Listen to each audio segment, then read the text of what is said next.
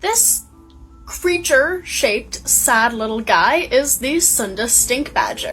It's native to a few islands in Indonesia, including Java, Sumatra, and Borneo, and despite the name, it is not a badger, it's more closely related to skunk. Now, the name stink badger does give a clue to that, and as to some of its abilities. Similarly to its relatives, the skunk, it is more of a scavenger. It doesn't really hunt, but will eat pretty much anything it can find, including berries, nuts, insects, and carrion.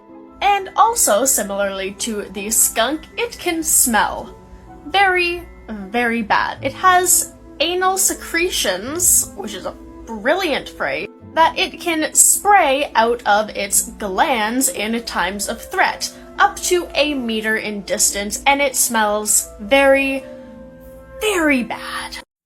This little guy over here is the banana bat, named as such because they were first discovered in a banana grove.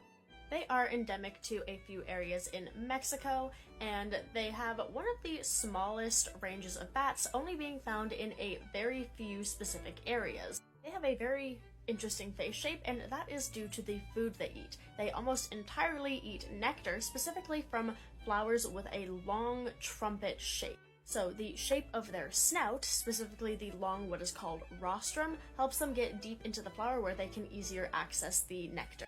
And while doing so, they also tend to collect quite a bit of pollen, so they are very important pollinators, but they do also eat that pollen because it's a very important source of nitrogen. Now, these guys are unique among nectar-eating bats because they eat nectar year-round. Most other types of bats will switch to eating fruits or insects at types of the year when flowers are less common, but these guys will eat nectar all year round just because their face shape is so specialized to basically only be able to eat nectar out of flowers. Now, while this does give them an advantage in being able to eat a lot of nectar from a lot of different flowers, this does give them a disadvantage because there are some parts of the year when there are quite a few less flowers around, so there's quite a bit less of nectar availability. Now, unfortunately, these guys are endangered. They have a very small range to begin with and are very specialized for certain flowers, so they are at quite a risk from habitat loss and destruction. But these are a very interesting bat all around in lifestyle and in the fact that it just looks like a Muppet. This bad boy is the thin-spined porcupine, also known as the bristle-spine rat. Now, this dude sure is strange looking. It's not really a rat, and it is not really a porcupine, and apparently there's some controversy surrounding where the fuck this guy goes. They are found in a couple areas in southern Brazil, and again, we don't really know, what is up with all that's happening. So they do have spines like a porcupine, which is basically modified hair. It is thicker and spinier on the back ridge around the spine, but there's not really any on the tail. And taxonomists are still kind of currently debating where to put this guy. Some want to put it with the New World porcupines, some want to put it with the spiny rats. They have different characteristics that place them in closer relation to either groups, the spiny rats or the porcupines. A lot of the features of the bristles are very, very close to both. However, a lot of the dentition and skull shape is more similar to spiny rats. However, there are still a lot of cranial features that put it closer to the New World porcupines. And there's still some cranial and skull features that are like none of the above. It's unique to whatever the fuck this guy is. So, we know for a fact that these guys are rodents. We know that much, we've got that part down.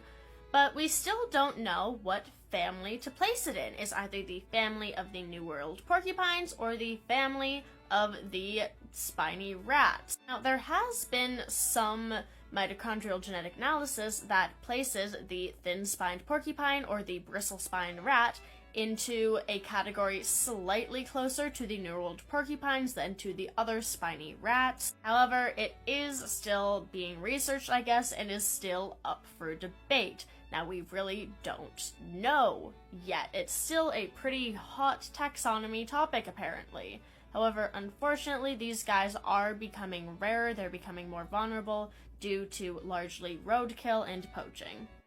While I don't have any truly mega mongooses, what I do have is the largest species of a mongoose, the white-tailed mongoose. This is the white-tailed longest, overall the largest species, both the longest and the heaviest on average of all of the mongoose species. They typically live in Africa, extending below the Sahara all the way down to South Africa, but they do venture up into the Arabian Peninsula occasionally, however they are less common there. While they are related to other mongooses, they are pretty distinct. They do typically have much longer legs than mongooses, and they don't stand up on their hind legs like most other species are observed to do. They are solitary most of the time, except for mating and mothers raising their children, and they are nocturnal and very shy, so not a lot is known about them because they're very rarely seen. They largely eat insects and other invertebrates, but they will eat other things if given the chance, such as scavenging on carcasses and eating things like eggs and baby birds. They have been observed to kill snakes, much like other mongoose species are famous for. However, that's not their ideal food source. They much prefer insects and other invertebrates. So, while there's no really mega mongoose, this is the closest that we can currently get to a mega mongoose.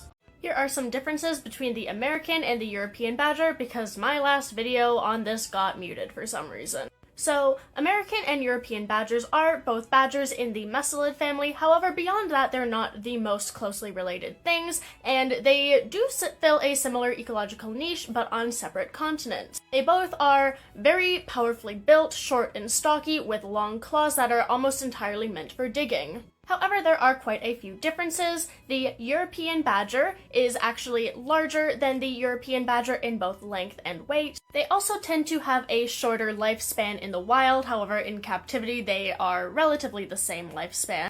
They tend to prefer more fields and wooded areas and aren't found in many very extreme ecosystems and environments. And while classified as carnivores technically, they do tend to fall on the more omnivorous side and will eat things like worms and like other meat and insects as well as berries, fruit, plants, all that. They do tend to be quite a bit more social than the American badgers and sometimes live in burrows or sets of many badgers, mostly related badgers in the same family, or multiple families all live together. So they can have quite a large network of interconnected badger burrows that they just share with all of their buddies. They also tend not to travel as much and like to stay in a smaller range and territory than the American ones do. They are also more diurnal and can be seen more often during the day, and in some areas they do hibernate during the winter. On the other hand, the American badger tends to be smaller in both length and weight than the European one, and they do tend to have longer overall wild lifespans. They are also overall almost entirely carnivorous, eating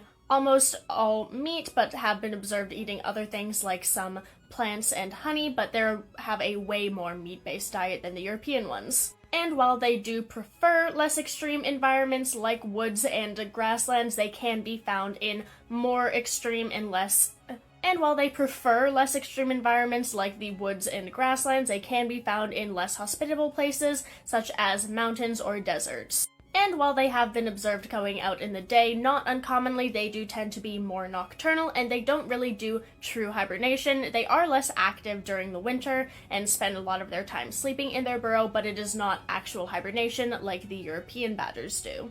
They're also much less social. They aren't often seen with other badgers, however they have been observed hanging out with and working with coyotes in order to better catch food. So often certain badgers and coyotes will form partnerships in order to take down and eat larger prey animals, which is neat and is not observed in the European badgers, but they don't really associate with other badgers unless it's for mating purposes. Overall, they are both very interesting animals in their own right. This cute little guy is the grasshopper mouse. They're native to a bunch of areas in the southern United States and Mexico. They are the only 100% carnivorous mouse and eat things like insects, scorpions, tarantulas, and other mice. They're known to be incredibly aggressive. All around. All of it. Some of their main food are things like scorpions, which, if you don't know, tend to have venom, which at the very least tends to be painful, and at the very most, deadly. However, these guys are immune to many, many types of scorpion venom. In addition to eating highly venomous things like scorpions, they will also eat highly venomous centipedes, which have very, very painful venom, even to humans. And in most cases, if a mouse gets bit by a centipede, it has enough venom to kill that mouse. But not the grasshopper mouse. These guys have a hunting strategy that basically allows it to be faster than the centipede, so it repeatedly bites through the centipede's exoskeleton, which is very hard comparatively, and bites them repeatedly, damaging the nervous system of the centipede until it's paralyzed, and then the mouse tends to eat it alive. So it repeatedly bites the centipede too fast for the centipede to turn around and bite the mouse until it can no longer move. The centipede, not the mouse. They're also very territorial, and will howl at the moon to scare other grasshopper mice away from their territory, which is where one of the other names, the wolf mouse, comes from, due to the fact that it is both aggressive and howls at the moon. They are almost entirely solitary and are very aggressive to other mice, even of their own species, so much so that when kept in captivity for things like pets or for studying, they need to be kept separately, because if enough mice are kept together in the same enclosure, they will kill and eat each other. They also have a ridiculously high pain tolerance to certain venoms, specifically due to the fact that they co-evolved so closely with a species of scorpion, the bark scorpion, that they evolved such immunity to the bark scorpion venom that it actually acts as an evolutionary painkiller. Normally, the bark scorpion's venom causes a very strong pain response, which is usually deliberating to whatever it stings. However, this mouse has evolved a counter reaction to the venom that basically just shuts off the pain signaling pathway in response to this venom. If it gets stung, instead of experiencing very painful signals, it will just nothing.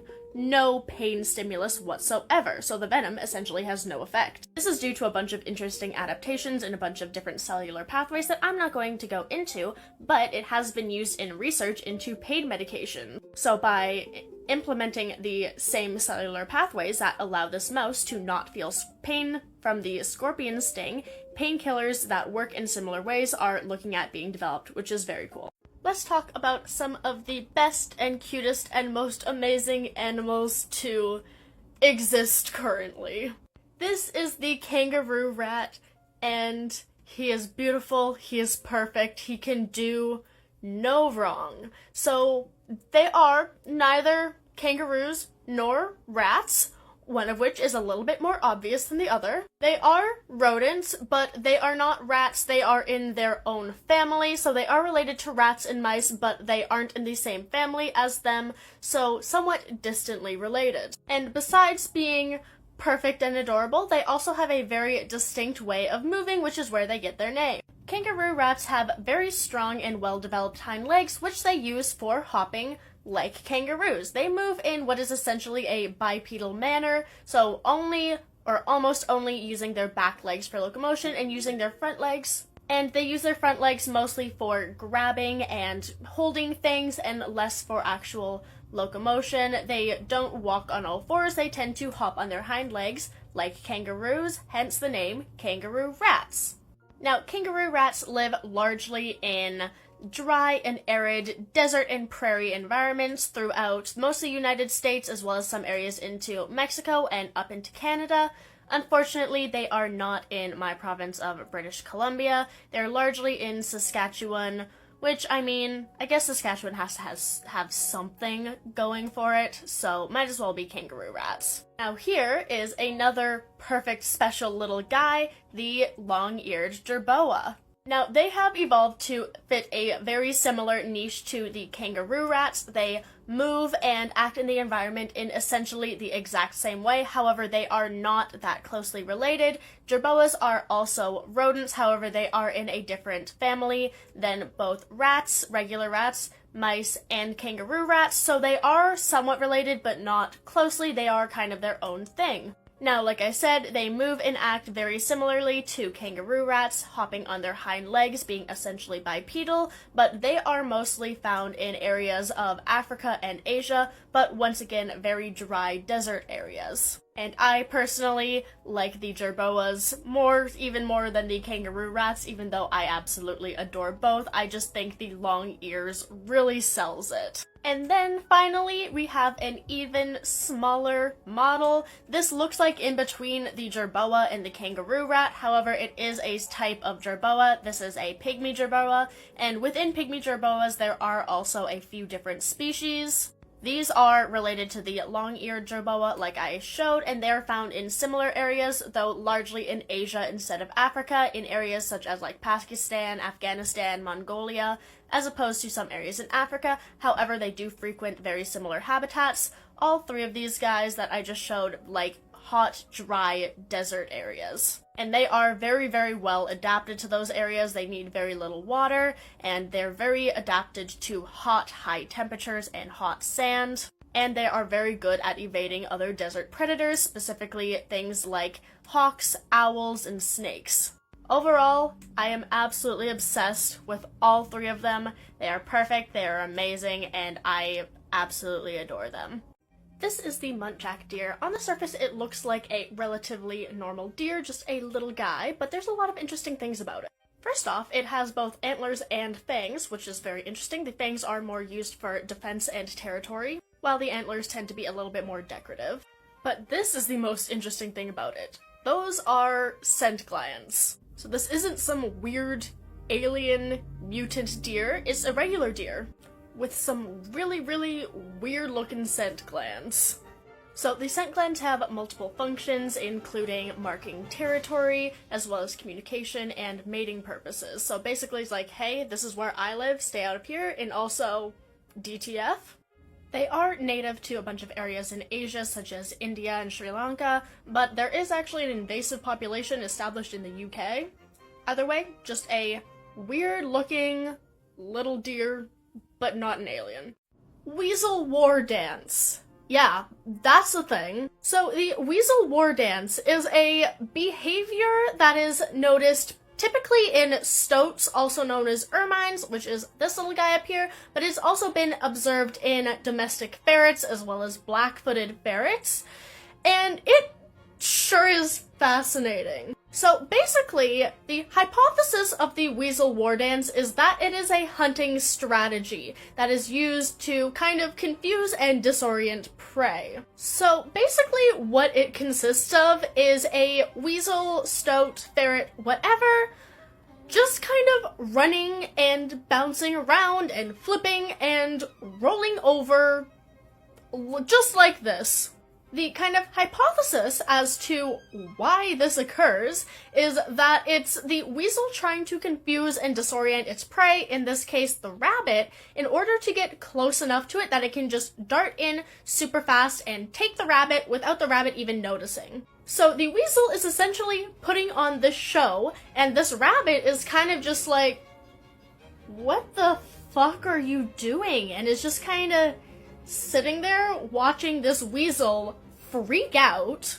All the while, the weasel is kind of slowly flipping and twisting closer and closer to the rabbit, and the rabbit has no idea because it's so distracted by this weasel absolutely losing its shit that it doesn't even notice that the weasel's getting closer. Now, I will say that this is just the leading hypothesis as to why this behavior occurs. Some scientists can't agree, and some cases of this might be due to something like a parasite or a virus similar to prion disease and chronic wasting disease in deer. However, the general consensus is that most of the time this is either a hunting strategy or just the weasel having a jolly old time and just doing this kind of for fun. Because this has been observed in non-hunting situations where the weasel's just kind of having a good time. Either way, it is very cute, and it's an effective strategy if that's what it's doing, but even if it's just to have a good time, it is absolutely adorable. Let's talk about some just odd little guys. This is the Desman, and it sure is a creature. One of the most creatures I've ever seen. So there's actually two kind of groupings of Desmans. There's one in the Pyrenees area and there's one in Russia.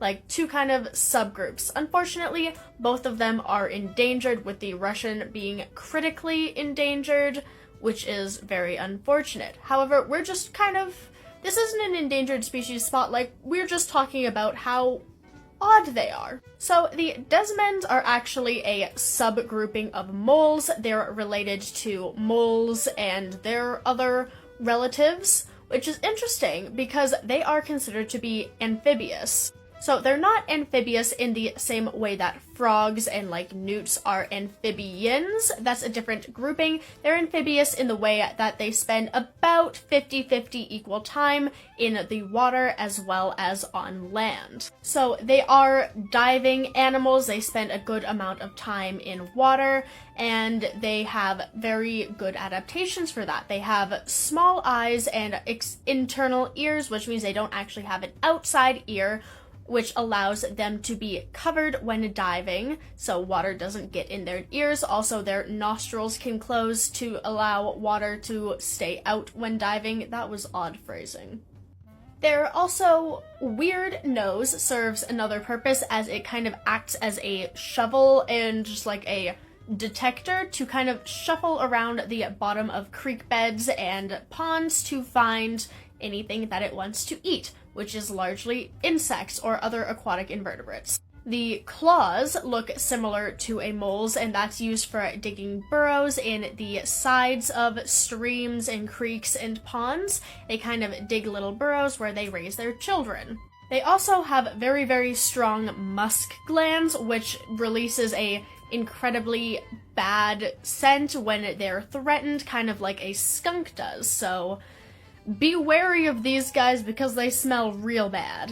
But yeah, I was not aware of these guys' existence until recently, and I'm willing to bet that many of you were not aware of their existence until this video. Regardless, they are very cool, if a little bit strange, and hopefully the conservation efforts to save both of the populations will be successful.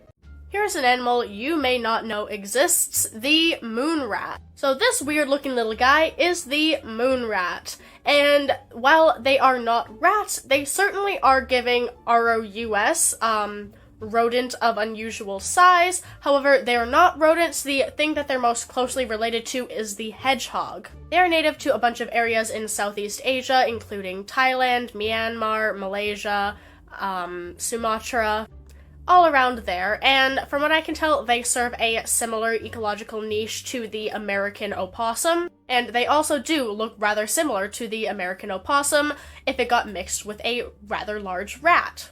They are mostly nocturnal, they're mostly insectivores or carnivores, eating bugs and small animals, and also mood.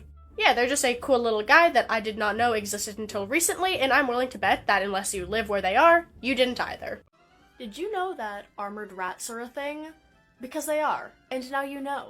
Armored rats are a type of rat that is native to mostly Central America, some parts of South, so around Honduras, Ecuador, Colombia, all around there, and they have spikes on them. Now, these spikes are of similar construction to and of similar function to hedgehog spikes, meaning that they're specialized hair that are for protection against predators. Now, I guess there is not a whole lot known about the armored rats, despite them being rather common and of least concern conservation status, but I think that they are very snazzy and just cool little guys. Let's talk about a couple very cool wild cats. This is the Caracal. It's a relatively medium-sized cat that's found mostly in Africa, but also extends up into multiple areas of the Middle East. It lives in a wide variety of habitats, but largely open grasslands and kind of more shrublands, and they are mostly well known for their hunting. The main source of their prey is birds, and birds do this little thing called flying, and that can be a little bit inconvenient for a cat that does not fly. So what it does instead is it has a very, very impressive vertical jump. In order to jump and catch these birds, it has very, very powerful hind legs that can propel them up to around 10 feet maximum, which is very high. This is the serval, another wildcat that is native to Africa. It's found in lower regions of the continent more than the serval is, more in the Central and South African regions, and it also frequents many of the same habitat types that the caracal does, because it, like the caracal, hunts birds and has a very impressive vertical jump.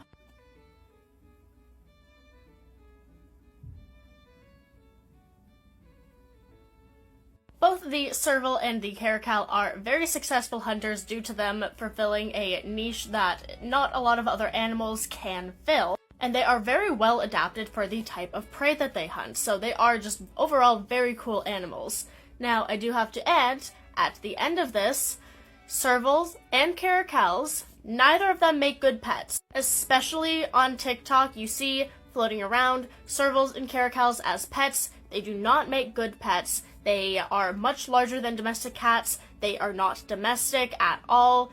They have very, very specific needs that often are unable to be met by keeping them in a house. They are not house cats. They're incredibly active cats, as you can see in the jump, and if they are not getting a, ridiculous amount of exercise, then they tend to get morbidly obese, and that is not healthy for them. So almost every video you see of a serval or a caracal as a pet is extremely unethical. Largely, the rescues are fine, but if they are being kept as a house pet, that is bad. These guys are not pets. Just had to add that.